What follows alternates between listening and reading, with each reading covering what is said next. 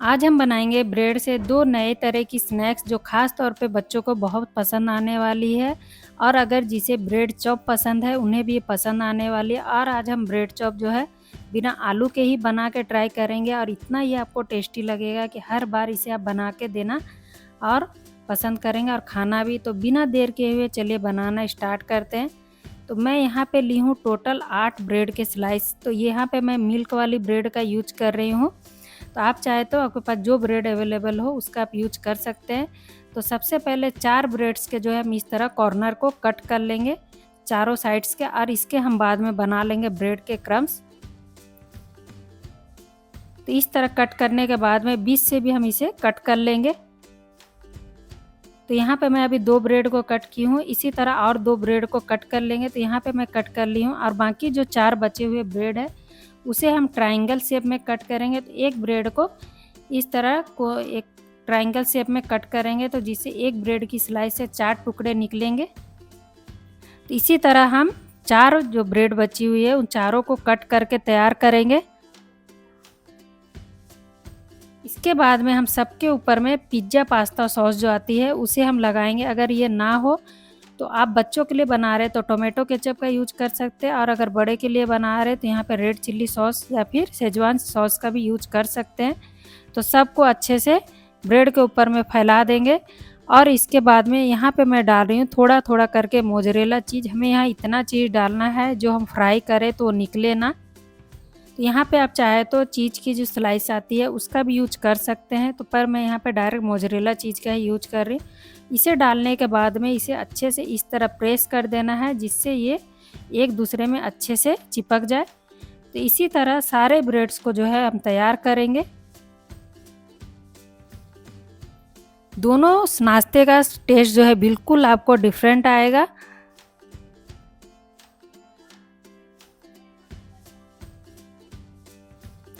तो यहाँ पे सारे ट्रायंगल शेप वाली जो है मैं तैयार कर ली हूँ। तो अब हमने जो ये लंबे लंबे स्लाइसेस है ब्रेड के, इसके ऊपर में भी हमसे पिज़्ज़ा पास्ता सॉस को लगाएंगे और अच्छे से फैला लेंगे।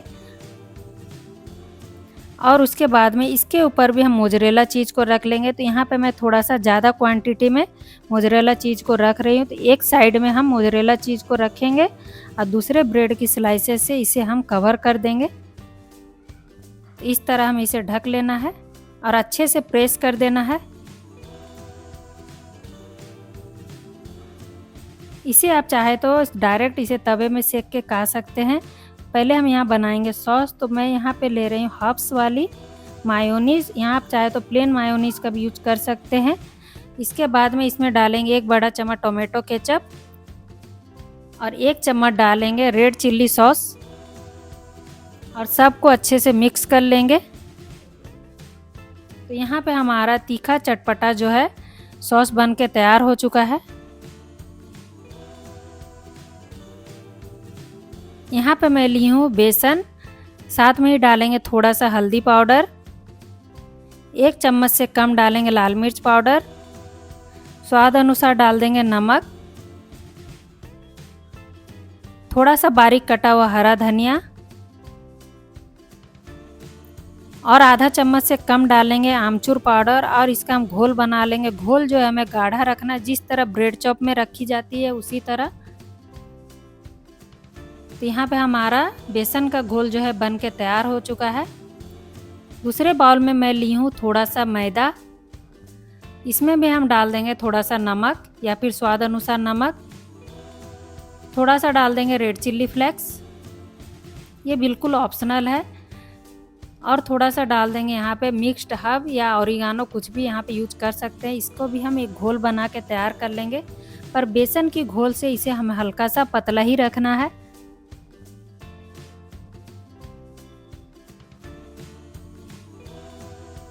तो यहाँ पे हमारे मैदा वाला घोल भी जो है बन के तैयार हो चुका है। और जो ब्रेड्स के साइड्स के कॉर्नर बचे थे मैं उसका यहाँ पे ब्रेड क्रम्स बना ली हूँ।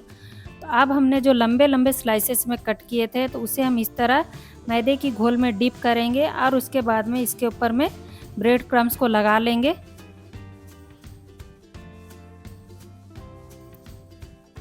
आप चाहे तो इस तरह बना के फ्रीज़र में रख सकते हैं या फिर फ्रिज में भी रख सकते हैं। नेक्स्ट डे अगर आपको बच्चों को जो है टिफ़िन में देना हो अगर, तो इस तरह हम सबको तैयार कर लेंगे।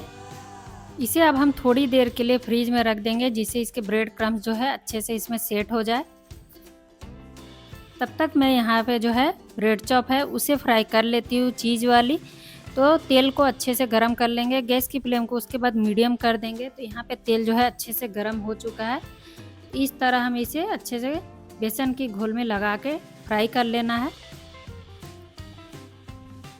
तो बिना आलू के भी सिंपल तरीके से आप ये ब्रेड चॉप को बना के तैयार कर सकते हैं। आज सच में ये खाने में बहुत ज़्यादा टेस्टी लगी थी। तो इस तरह हमें इसे फ्राई कर लेना है।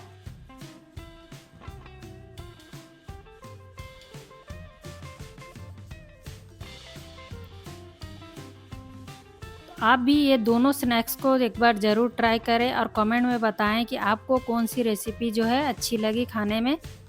इसी तरह बाकी बचे हुए भी हम फ्राई कर लेंगे ब्रेड चॉप को।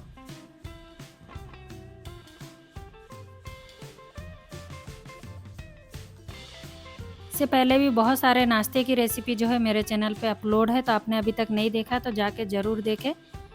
इसके बाद में मैं इसे फ्रिज से निकाल ली और इसे भी फ्राई कर लेंगे। इसे भी हमें मीडियम टू हाई फ्लेम पे इसे फ्राई कर सकते हैं।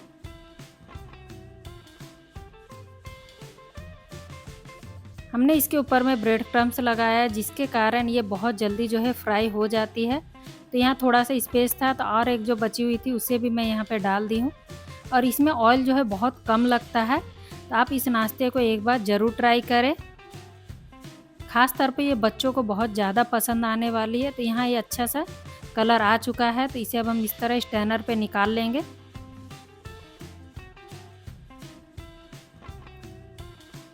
तो अब हम इसे गर्मा गर्म सर्व कर लेते हैं। तो यहाँ पे हमने जो एक सॉस बनाई थी उसे लगा लेते हैं, और साथ में ब्रेड चॉप खाने के लिए मैं यहाँ पे लाल वाली जो चटनी होती है उसका मैं यहाँ पे यूज कर रही हूँ। आप चाहे तो इसी सॉस के साथ में दोनों को एंजॉय कर सकते हैं, पर ये लाल वाली चटनी जो अक्सर हम ब्रेड चॉप के साथ या समोसा के साथ में खाते हैं, उसी को मैं यहाँ पे सर्व कर रखी हूँ। तो आपको ये दोनों रेसिपी ज़रूर ट्राई करें और कैसी लगी कमेंट में ज़रूर बताएं। वीडियो अच्छी लगी तो लाइक शेयर और चैनल पे नए हो तो सब्सक्राइब ज़रूर करें। तो फिर मिलते हैं नेक्स्ट रेसिपी में, तब तक के लिए बाय बाय।